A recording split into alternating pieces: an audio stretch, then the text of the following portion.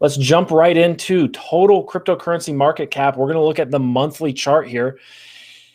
And one thing you're going to notice is this crash today.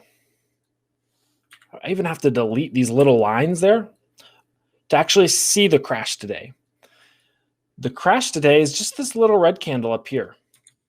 And while, yes, we're on a logarithmic view, so it is a higher percentage, the higher we go up on this chart, it's not that bad. So far, we're only down about 20% in total cryptocurrency market cap for this entire month, right? And September is historically one of the worst months for Bitcoin, one of the worst months for cryptocurrency, and one of the worst months for equities as a whole. And yet we're only down 20% in September. So it's not as bad as it actually feels when you open up CoinGecko or you open up Token Metrics dashboard or you open up whatever tracking software you use to keep track of the crypto market, and you just see red all over the place. It's not as bad as it feels. Now, it is scary because there's certainly the opportunity or the chance that we go lower, right? That's always been a possibility.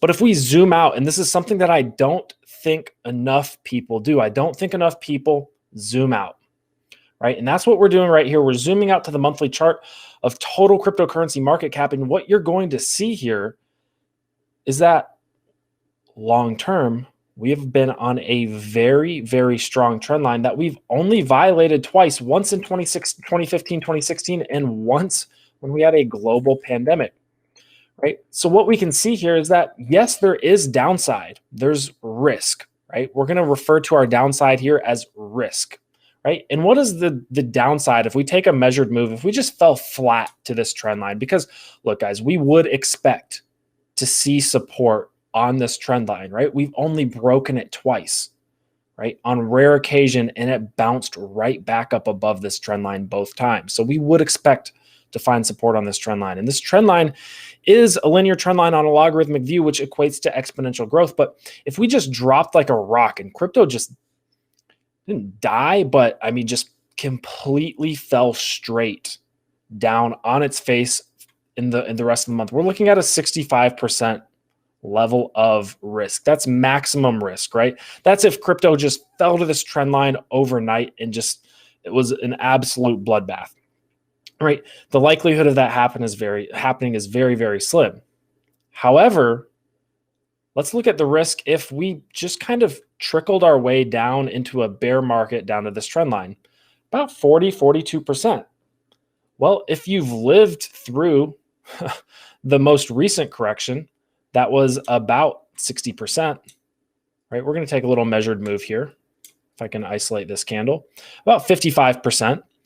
You've lived through worse than what we'd probably expect if we came back down to this trend line, maybe 46% decrease, right? We've already lived through that. We've been through a nasty crash very recently, right?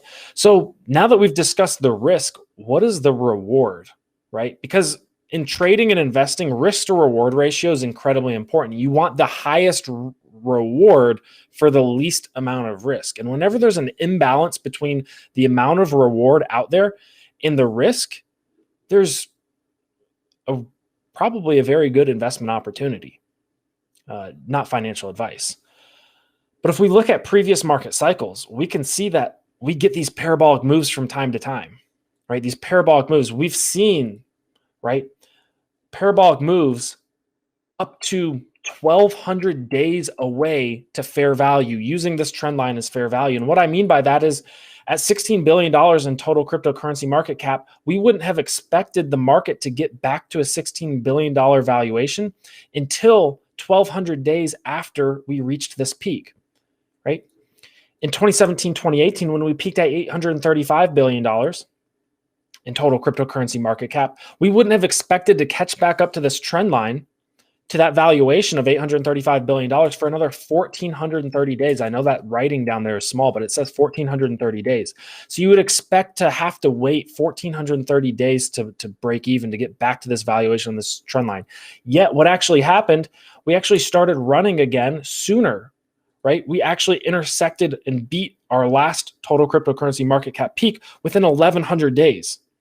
So yes, we are 456 days from fair value, or 456 days until we catch back up to this trend line.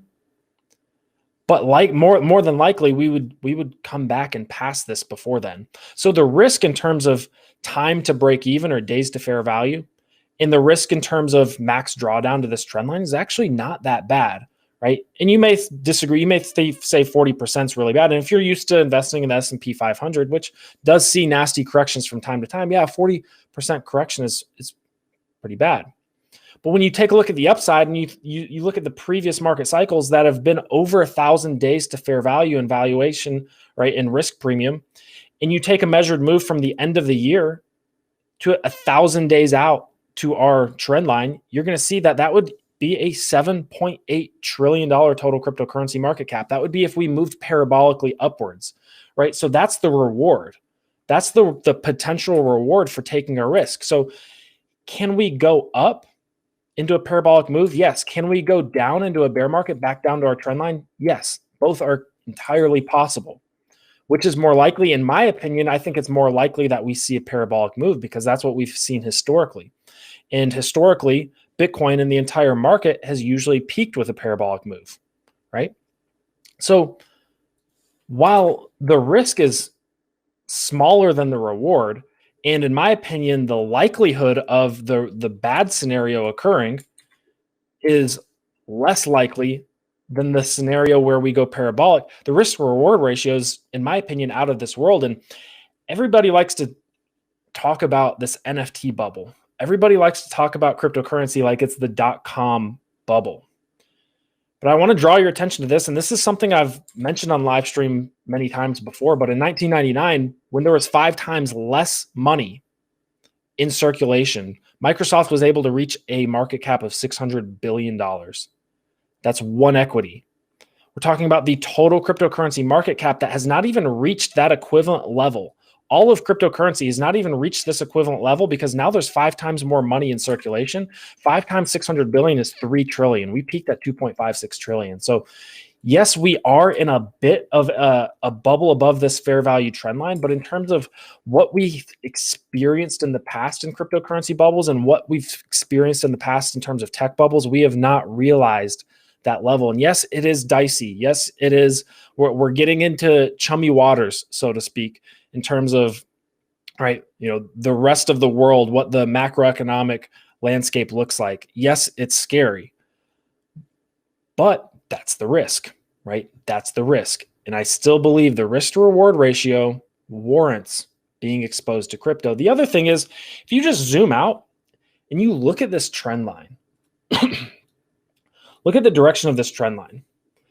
Now, when people invest in real estate, for some reason, they have no issue thinking about long-term 5, 10, 15, even 20-year investments. In fact, when you buy a house, usually you take out a 15 to 30-year mortgage. So it's really easy for our minds to wrap around the idea of a long-term investment when it comes to real estate. When it comes to investing in the S&P 500, right? 8 to 10% average returns over time in a retirement account. But the second we start thinking in terms of 5, 10, 15 years in crypto, everybody loses their minds. It's really bizarre. Nobody thinks, or very few people think about crypto in 5, 10, 15-year long-term increments. We get so caught up taking a look at the short-term ebbs and flows, and if we don't zoom out, we'll get flushed out by a red candle, by a little red candle in September, potentially right before a parabolic increase. So if you ask me, Forrest, what are you personally doing with your crypto portfolio and what are you doing with your money? I'm still very, very heavily exposed to crypto. Now, I am a big fan of taking profits and taking out initial investments and hedging risk. And there's many ways we can do that, whether it's going short or selling or rather buying put options. There's many instruments for actually hedging risk. And we can talk about those. But just as far as risk to reward ratio and where the total cryptocurrency market cap is right now and where it's potentially heading, and where it's heading in the long term, I don't want to get flushed out by a 10 to 20% flash crash. So if you're worried, yes, hedge your bets, pay yourself, make sure you're being financially responsible. Again, none of this is financial advice, right? But if you can't stomach the idea of returning to this trend line and seeing a 40% drop over time, or even a 50% drop if it's more rapid, then you may want to, consider a different investment path than cryptocurrency. Again, not financial advice. All right, guys. So that's my spiel on total cryptocurrency market cap and why I still think the risk to reward ratio is beneficial. Now, last time you guys asked for dark mode, you're getting dark mode today. So total cryptocurrency market cap wasn't in dark mode because we're in a different website, different software, but on TradingView, we're going to use dark mode today. We've got about 50 lines on this chart, right? It's a very complicated chart, lots of lines going on, but what I want to zero in on is just a couple lines, right?